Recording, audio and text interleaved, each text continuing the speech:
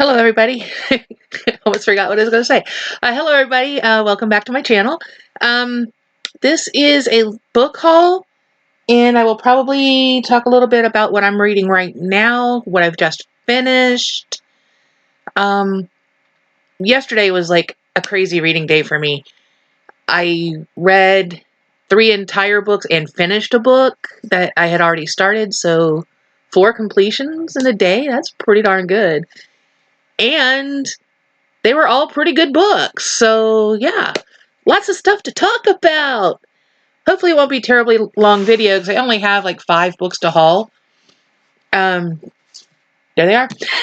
I got these books. Okay, we're done. No, I got 3 of the Sue Grafton books. Was it Kinsey Milhone, whatever. Yeah, I got D is for deadbeat, F is for fugitive, and N is for news. It's on the floor. I have several others from this series. I'm just kind of filling them in. I've read the first, I don't know, 2 or 3, I think. I don't know if I know I've read A and B. I don't know if I've read C. But now I have D, so I can pick up that one. I know I've got, I think I have S and J floating around here somewhere. And I think there's a couple others. I don't know what all I've got. But I found this in a little free library. When I was dropping one off, I was like, ooh, I want to add these to my stack. Because, having hundreds of books piled up all over my house, I need a few more. I picked up one by Heather Graham. It's called The Night is Alive. I know she writes some thrillers and suspense. This is from the Harlequin Mira imprint, which generally everything I've read out of that's been pretty good. They're not like the cheap grocery store romances. They're a little more substantial. And this one takes place in Savannah, which is awesome. I lived there for a while. Okay. So it says Midnight in Savannah. It's a city of beauty, history, and hauntings.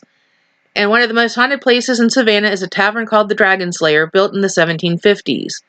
The current owner, Gus Anderson, is a descendant of the original innkeeper and his pirate brother, Blue. I think it's a fake location, but there are taverns and pubs and things around, especially in the historic district, that are from that time period.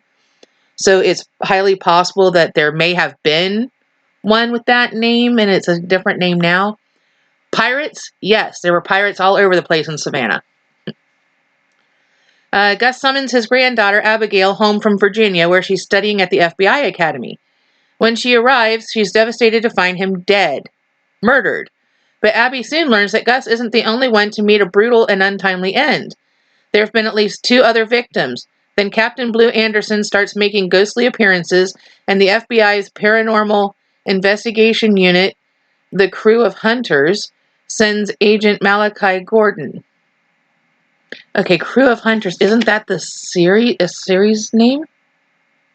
It says Crew of Hunters down at the bottom here, too.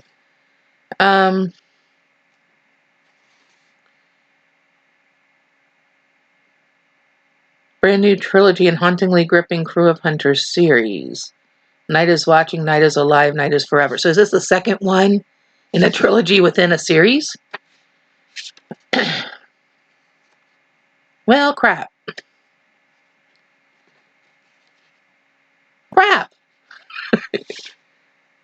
Oh, well. Abby and Malachi have similar ability to connect with the dead and a similar stubbornness. Sparks immediately begin to fly, sparks of attraction and discord. But as the death toll rises, they have to trust each other, or they too might find themselves among the dead, haunting old Savannah.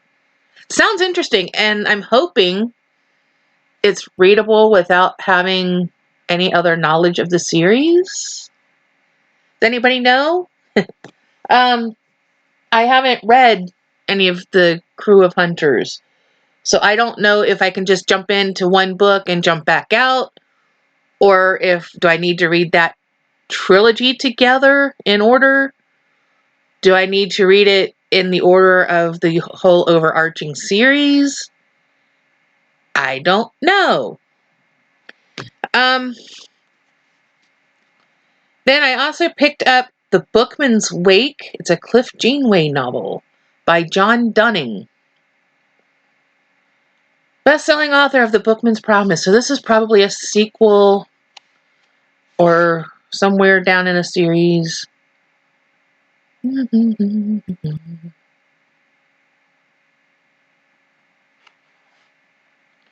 Long-awaited new novel featuring detective turned bookseller or book dealer Cliff Janeway. The Bookman's Promise, coming soon in hardcover. So that's confusing. It says Bookman's Promise coming soon in hardcover, but national best-selling author of The Bookman's Promise. So this implies it's already out and is doing well. This implies it hasn't been released yet.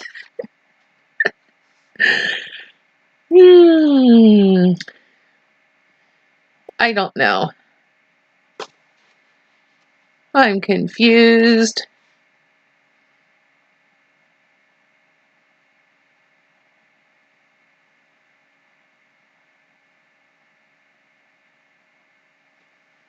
Is there a list that has these actually in order? I don't know. Okay. Denver cop turned book dealer Cliff Janeway is lured by an enterprising fellow ex-policeman into going to Seattle to bring back a fugitive wanted for assault, burglary, and the possible theft of a priceless edition of Edgar Allan Poe's The Raven. The bail jumper turns out to be a vulnerable young woman calling herself Eleanor Rigby, who is also a gifted bookfinder. Janeway is intrigued by the woman and by the deadly history surrounding the rare volume. Hunted by people willing to kill for the antique tome, a terrified Eleanor escapes and disappears. To find her and save her, Janeway must unravel the secrets of the book's past and its mysterious maker, for only then can he stop the hand of death from turning another page. Includes an excerpt from The Bookman's Promise, coming soon in hardcover. So how's it best-selling author of a book that's not out yet? According to whenever this was published. When was this published? 1995. First pocketbook printing, 1996. I don't know. But that's my big haul. Do you want what I'm reading now, or do you want what I've recently finished? How about what I've recently finished? I read Behind Her Eyes by Sarah Pinborough. I don't know. I don't know. It follows Louise and Adele and David. Adele and David are married. David's a doctor, like a psychiatrist. Adele is his wife, who apparently has had mental problems in the past. She's been in the mental hospital, blah, blah, blah. And then there's Louise, who happens to meet David in a bar, and they kiss, but that's as far as it went. And then she finds out that he's her new boss. And he's married. So she's all freaked out. Understandable, right? Oh, I didn't know, blah, blah, blah. He shouldn't have been out kissing people in a bar anyway. Quite honestly. Then she literally runs into Adele out on the street, knocks her down accidentally, and they end up going for a coffee and getting to know each other a little bit, and they become really good friends. But neither of them tell David that they've met the other. So both women are keeping it a secret for whatever reason. And when David finds out, he freaks out and ends the affair with Louise. But there's this whole other element which I can't really talk about, and there's this very bizarre twist at the end, which if I would have paid closer attention, I may have figured out. But holy cow, it completely blindsided me. Points for that, because a lot of times in mysteries and thrillers, I can figure stuff out. Like the last James Patterson fiction that I read, I knew the killer and who was gonna have a romance within 50 pages out of like a 300-page book. I'm like, let's see if I'm right. But this, it completely came out of nowhere and blindsided me. Very surprised. But I'm not sure if I like it. I think I gave it a 3 stars because I'm still trying to figure out if I liked the twist or not. I guess I can take all my bookmarks and stuff out of this now, because the stuff I was marking it for I've already taken care of. This one, The Killer's Shadow by John Douglas and Mark Olshaker, is a true crime. It's the FBI's hunt for a white supremacist serial killer. I was totally unfamiliar with this case. Some of the events it talks about, I remember, like the shooting of Larry Flint. I didn't know this guy had anything to do with it, but he claims credit for it. But I remember that incident,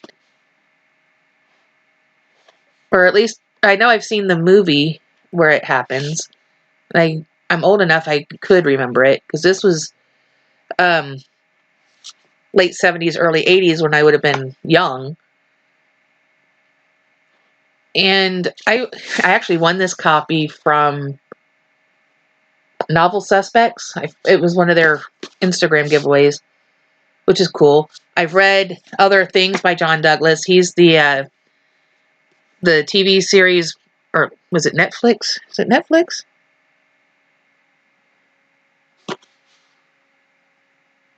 Is it Netflix that does the Mindhunter series as a show? I don't know. I think it's Netflix.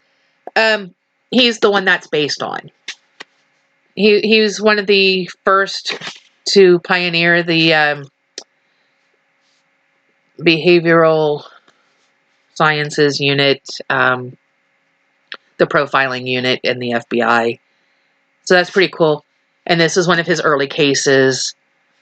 It's Joseph Paul Franklin was a sniper and was basically killing Jewish and black people. He believed that the Jewish people were, taking over, and he had at one point been part of the American Nazi Party. He was interested in the teachings of Hitler. Not a nice guy. He was also in the KKK for a while, but he thought that the KKK and the American Nazi Party were both infiltrated by FBI informants, and he wasn't happy that they were all talk and no action. He wanted action, so he kind of branched out on his own. And this starts with a shooting at a synagogue. Is it Salt Lake? There were multiple synagogue issues. St. Louis. There was something else happened in Salt Lake. The Brith Shalom Knesset Israel congregation in St. Louis. And I hope I didn't butcher that too badly. I don't know Hebrew and all that. So forgive me if I didn't get it quite right pronouncing it. Anyway, this book opens with that. A man is killed, couple injured. And this guy goes on to do a lot of sniper-type killings. Mostly of black Americans. he really had an issue with like white women dating black men. Really did not like that. So he would kill women, white women who associated with black men. He would often kill couples. Just this guy, not a nice guy.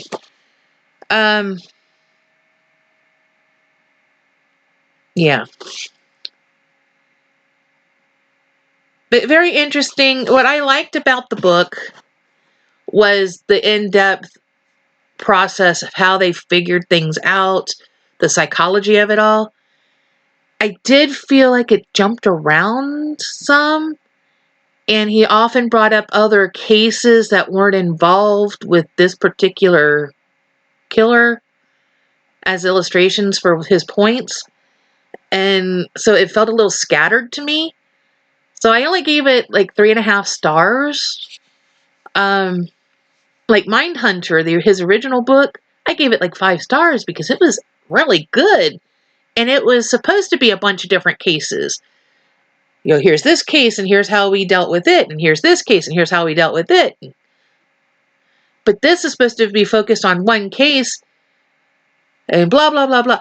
And in this other case, we did it this way. So we thought maybe we try this over here. But that kind of takes you out of the case a little bit. Because now you're like, oh, well, do I need to know about this other stuff? Either give me more of it so that I understand the case better, or don't mention it. Kind of stick with one thing. I don't know. I mentioned yesterday I read a whole bunch of books. This one is the one I finished yesterday. And then I read My Brother Sam is Dead, which is set during the American Revolution. This boy named Tim looks up to his older brother Sam. Sam decides to enlist in the American Army. I'm going to call it the American Army. You know, the rebels, the patriots. So it had so many different names. And at one point I was like, wait a minute, which army are we talking about? Because they kept saying Continental Army. And I was like, are they talking the British troops or are they talking the American troops? I wasn't entirely sure who they were talking about. Because I felt like they were using that interchangeably with both sides. So I was a little confused a few moments. But anyway, Sam enlists with the American Army. His father is a Tory, loyal to the British Crown through and through, and is really upset with his son. You know, it's like, you're no son of mine if you're going to be, you know, what are you fighting for anyway? Blah, blah, blah. So Tim is torn because, you know, he's got loyalty to his father, but he's also looking up to his brother, so he doesn't know which way to look. But since he's still at home, he follows his dad. Well, he and his dad end up having to transport, was it cattle? They were transporting some cattle to sell, and his dad gets captured, and Sam finds his way home and becomes man of the house, basically. And a lot of this is his struggle with, one, where do his loyalties lie? And two, being like a 10-year-old boy and having to run the family farm. Yeah, he was young, like 10 or 11. And I thought it was pretty well written. Like I said a couple times, I wasn't entirely sure which army they were talking about, because they'd say Continental Army, and I'm like, is that British or American? Whatever. But I finished that one yesterday. I also finished Hattie Big Sky. This one is set during World War I. And this girl, Hattie, she's 16. And she's living in Iowa, with this couple that are her caregivers because her parents have died, so she's an orphan. And they get this letter where her uncle, her mother's brother, leaves her his homestead in Montana. The light is shining and it's hard to see the cover. So she's like, let's do this adventure. Maybe I'll, make something of it. 320 acres, I think it was. And, and he says, bring warm clothes and a cat. That was his advice. Bring warm clothes and a cat. So she gets to Montana and she meets this couple that their homestead is right up against hers. And she finds out that she has to put in so much fencing and has to plant so much acreage and crops to be able to claim the homestead. And she's got 10 months. Now, the other part was to build a home, but the home was already there. He had already built, his homestead shack. So she had a place to live, but she had to make sure then she planted a certain amount of acreage and made so much fencing, et cetera, et cetera. So she's following these rules. Now, normally you get 3 years, but since her uncle had already been there for a while, she only had 10 months left on the claim to get all this stuff done. She works herself to the bone. She gets it done, more or less. There are some issues. There's a guy who wants the land, and he's part of the Defense League. Does it tell in the?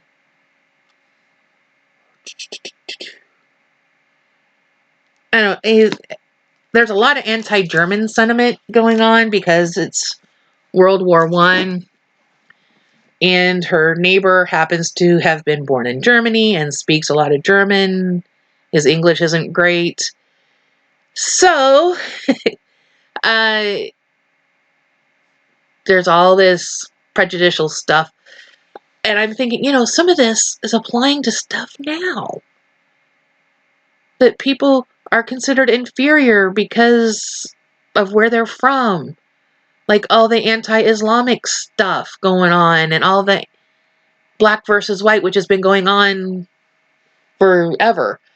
So I found it interesting that was how they were handling the whole situation with German versus not German during World War I times. But Hattie learns that, this couple, they're really good people. And the husband, the German, does everything he can to help her. And, he's not a bad guy. He's not this evil person that, they're trying to make out all Germans are evil. Well, no, they're not. And so there's a whole bunch of that going on. There's all the struggles with how to make enough money to make ends meet, how to get all the work done, experiencing a whole culture and landscape that she's not familiar with. And there's just so much stuff. And then I was listening to the audiobook of it. And at the end, the author talks about how there wasn't really a Hattie. She's a real person, but she made some changes to her story, which is why this is historical fiction and not historical nonfiction. And she was talking about how she changed the ending because she didn't want everything to work out perfect. So she made changes to the ending. I thought that was interesting. Wouldn't you normally change things to make them perfect and happy and, instead of going the other way around? I thought that was interesting.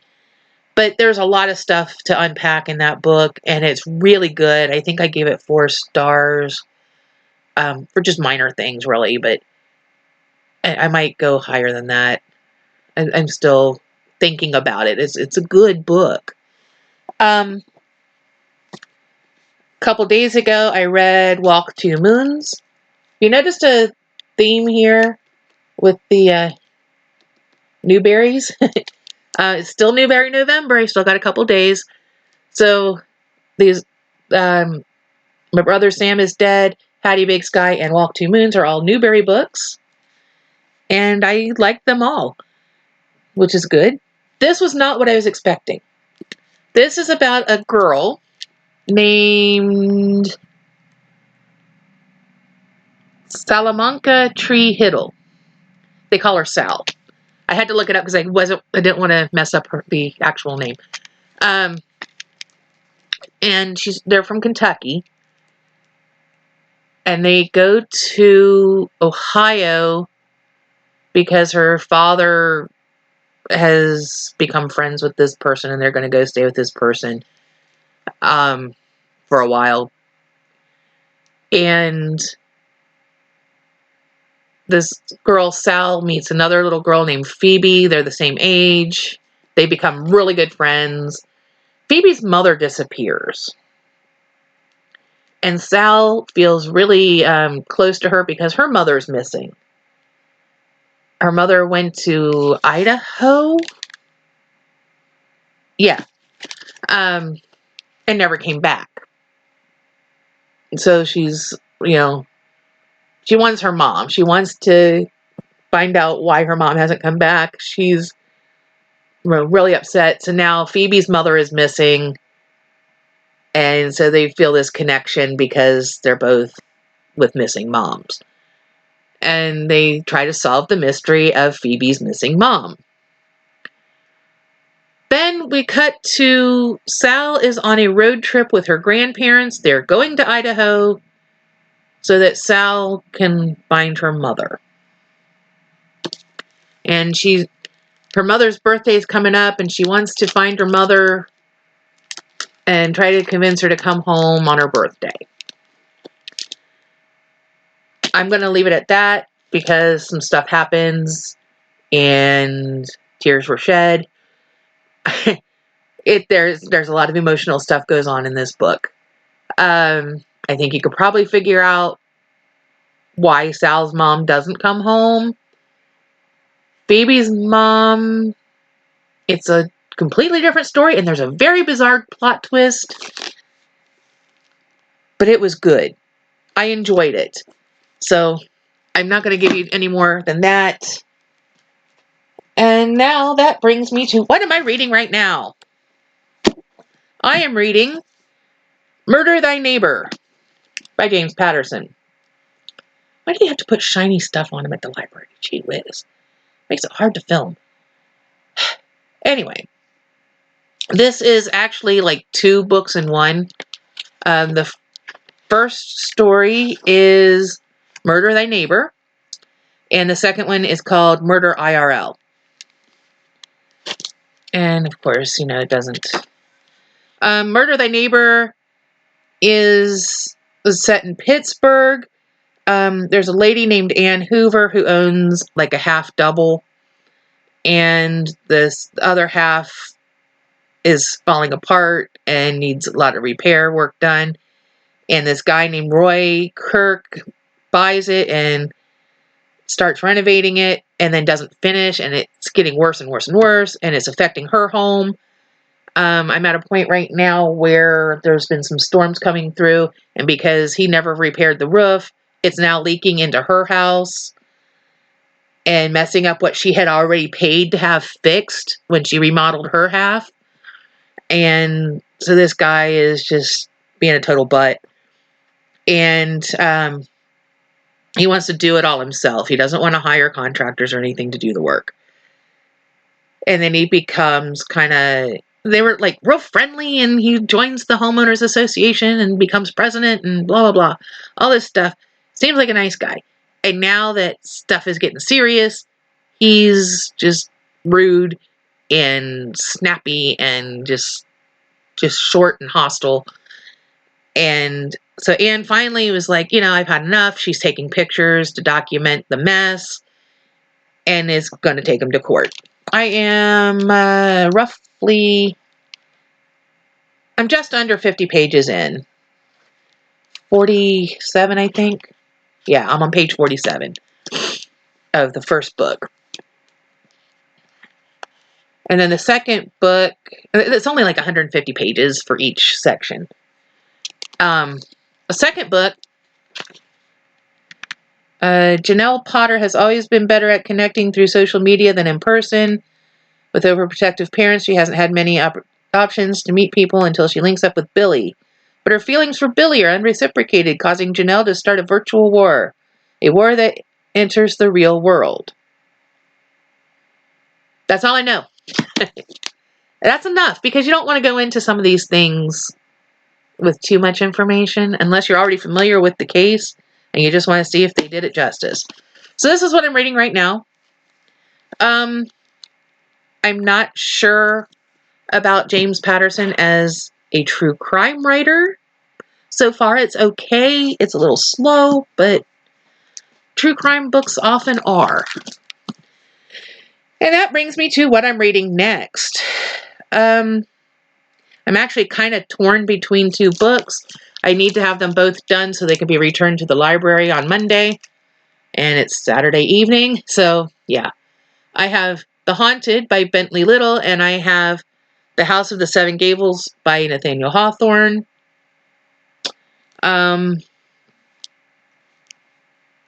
They're both similar in length. There's like 50 pages-ish difference between them. Like one's 330 and the other's 380 or something like that. So I'm trying to decide which to read first. I have read another Bentley Little, and I didn't care for it. So I'm kind of, do I really want to jump into this one? But am I really in the mood for a classic? I don't know.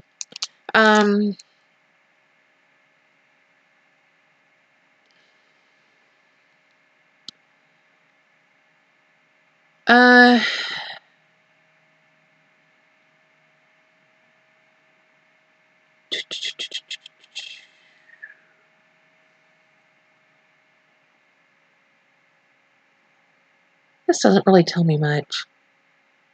Okay, House.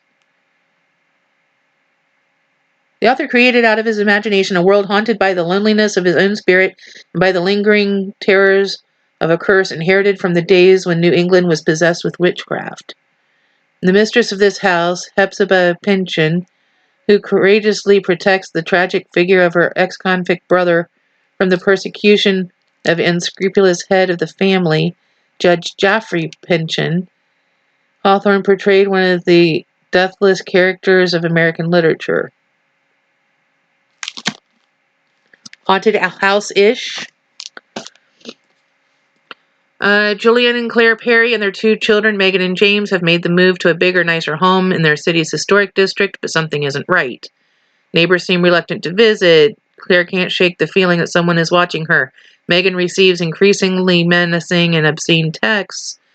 And James is having dreadful dreams. No wonder, considering what he's seen in the corner of the basement, staring at him and shuffling closer ever so slowly. Someone should have warned the Perry family. Now it's too late, because the darkness at the bottom of the stairs is rising. Haunted house-ish. So, similar themes, I guess. Both haunted house-ish. Both similar length. And both due back to the library by Monday. So, yeah. Trying to decide which one to read next. This is going to be one of those two. I don't know that it really matters. I think I might have The Haunted already downloaded, but I can get the other one in a heartbeat to download if I need to for audio. I might already have it downloaded. I'm not sure. But that's really all I've got right now. So that's a haul, recently read, what I'm reading now, and upcoming reads. I have a nice little stack of books in the library I need to get through. And I've been trying to start collecting some holiday themes since it's almost December. Tuesday is December 1st. So hopefully I'll be able to get into some of that pretty soon. I'm still trying to finish stuff that I was trying to read for October. And I just haven't gotten them done yet. So anyway, that's all I've got for now. Remember to do all the fun YouTube-y stuff like comment, like, share, subscribe. We're up to 38 subscribers. Woohoo! A few more wouldn't hurt. Tell Don't forget to ring the bell icon to be notified of future uploads. I am having some issues with YouTube for some reason. I've got a couple of videos that just will not process. They get to 95% processed and quit. But those are both game videos, so hopefully this one won't be an issue. Fingers crossed. So that will be the end here. I will leave you. Bye, and see you in the next